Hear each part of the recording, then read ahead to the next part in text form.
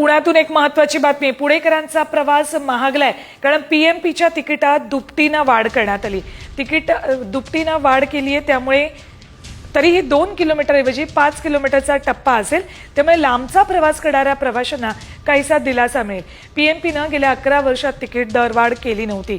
कर्मचाऱ्यांचे पगार, CNG, diesel आणि देखभाल दुरुस्तीचा खर्च वाढत चालला होता, त्यामुळे तिकीट दरवाढीचा निर्णय घेण्यात आला आहे. कशी असेल ही तिकीट दरवाढ बघूया आपण. पहिल्या टप्प्यामध्ये 1 ते 5 किलोमीटर तिकीट दर 10 रुपये असेल. 5 किलोमीटरचा पहिला टप्पा असेल. दुसऱ्या टप्प्यामध्ये 5.1 ते 10 किलोमीटरपर्यंत तिकीट दर 20 रुपये असतील. त्यामुळे दूरचा प्रवास करणाऱ्यांना हे तिकीट दर परवडतील. स्टेज तिसरी 10.1 ते 15 किलोमीटरपर्यंत 30 रुपये तिकीट दर. तर चौथ्या टप्प्यात 15.1 ते 20 किलोमीटरपर्यंत 40 रुपये तिकीट दर असतील.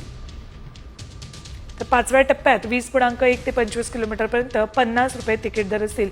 ही पीएमपीची तिकीट दरवाढ. सहाव्या टप्प्यामध्ये 25.1 ते 30 किलोमीटरपर्यंत 60 रुपये असे नवे तिकिटाचे दर असतील. सातव्या टप्प्यामध्ये 30.1 ते 40 किलोमीटरपर्यंत 70 रुपये तिकीट दर.